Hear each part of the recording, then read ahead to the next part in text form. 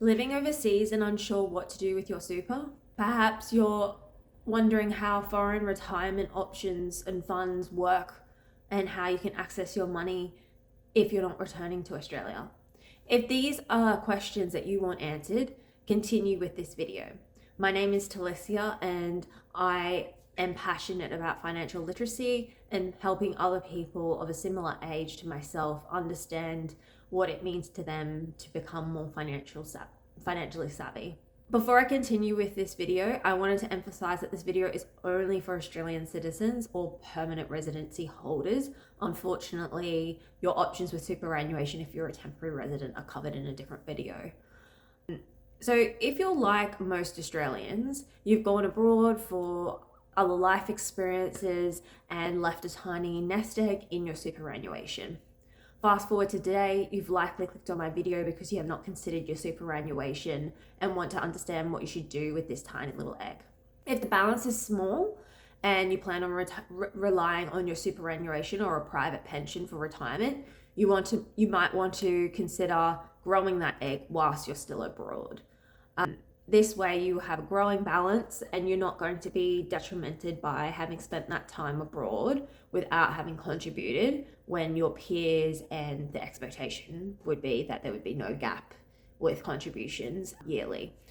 If you are going down that criteria, the disadvantage though to doing that would be that your employer abroad will not be quoting your wage with superannuation on top, which is a bit of an issue because a lot of Australians go overseas so that they can travel and work, which means that you'd have less disposable income to be able to additionally contribute, especially when some employers in Australia are quoting the salary, which people live off, and then they pay their superannuation on top of that. So you're not seeing that dip into your disposable income. And the key drivers, if you want to make this work to contribute a bit more to your superannuation while abroad, would be you'll need to be disciplined and not spend the money and salary sacrifice. And the best way to do that is just start contributing, like filling out the forms and just like monthly putting it in. Or if you are disciplined enough, perhaps having a separate bank account, and then you do that at before tax time, the 30th of June. Money-wise though, if you have other debt commitments, it might not be financially wise for you to be contributing any excess money into your superannuation. It would likely be more effective to pay off your debt. I guess that ideal situation would be if you're in your 20s and you have no debt and you're just overseas in, for example, London and living your best life. And I just wanted to keep you aware of the issues or the impact it would have on your superannuation if you never contributed in, say, 2 to 3 years. Say you're in your 20s, 25 years old specifically, and you had $15,000 in superannuation when you went to London, and you earned a salary of $65,000, for example. With today's 12% super guarantee, spending just 2 to 3 years overseas in your mid-20s without contributing to super can reduce your retirement balance by $85,000 up to $130,000 purely due to loss compounding at 5.5%.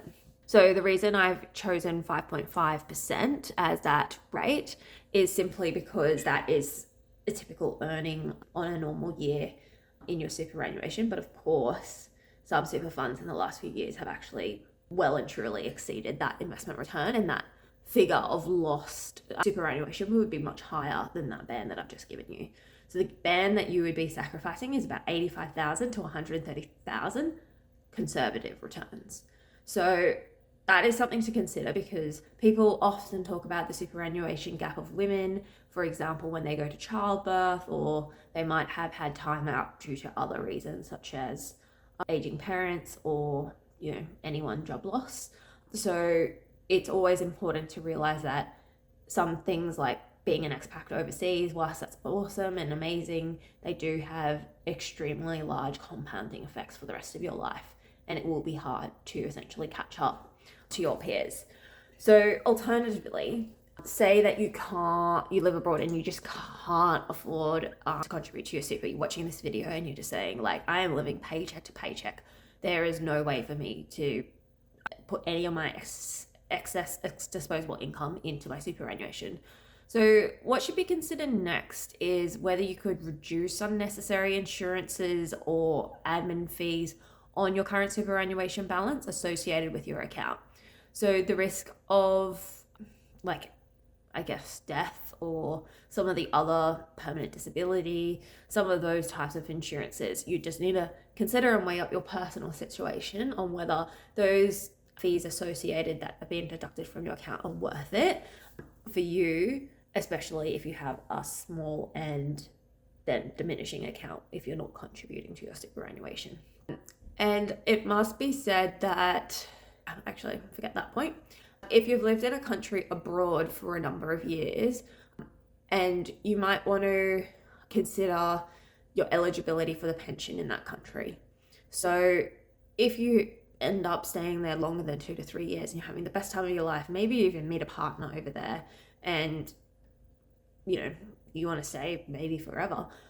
For example, the UK has a minimum serviceability of 10 years. Some years you can actually do that serviceability in Australia still to this day.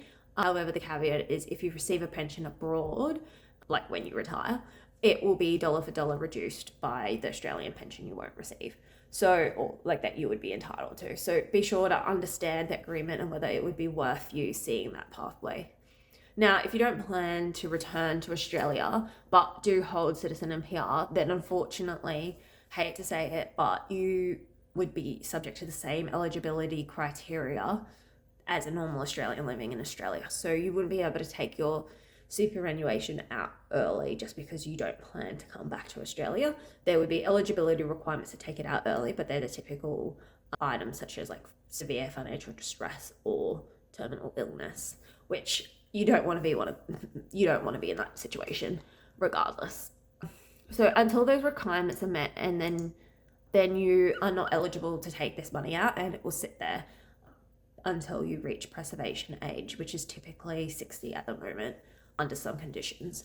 So if this is your case, be sure to check your superannuation is achieving the lowest fees for you with no unnecessary insurance eroding that balance. If the country you're living in didn't have a scheme for retirement and you weren't already a citizen in that foreign country or eligible, consider ensuring you keep your superannuation topped up and ensure you're meeting the Australian eligibility criteria to access the pension as you age. Now, if you have a private pension scheme in the country of your choice that you're living in and you're living in it and you want this transferred to your Australian superannuation, then listen carefully to this. So per the ATO, a transfer from a foreign super fund to a complying Australian super fund is treated as a member contribution, which is essentially not good for tax purposes. However, you can, if you have a foreign super, the interest is treated as applicable fund earnings if you transfer it to Australia within 6 months of either becoming an Australian resident for tax purposes or your foreign employment ceasing. So hopefully you're either within the 6-month window while watching this video, or you are considering the move and your options preemptively. So another item to consider before pulling out your funds of a foreign super fund is the tax implication of pulling it out before preservation age. So for example, the UK tax rate on early release is 55% of those funds. So you really need to consider whether, depending on the balance, it might not be worth losing over half of it. And depending on the fees associated with the balance, your age and circumstances, you just have to consider what your best option is. However, if you're a Kiwi or a New Zealander, the above foreign superannuation rules are exempt for you, as there's a trans-Tasman retirement saving transfer allowed that you can do as many times as you need without being taxed each time. So this is a great initiative, and honestly, I hope that as more countries have their own scheme of pension, such as superannuation, that these types of agreements are held within different countries to protect those doing a stint overseas. So that's really great if you're an Australian citizen to be able to, move your super and consolidate it as you choose one country or another. I hope you really enjoyed this video. I have another video that talks about if you're a temporary resident and you are seeking superannuation advice in Australia. This is, again, not really advice, it's just speaking about my personal experience from reading up on the ATO, and sometimes people just find it more enjoyable to digest things via YouTube. So I hope you enjoyed this video. Thanks.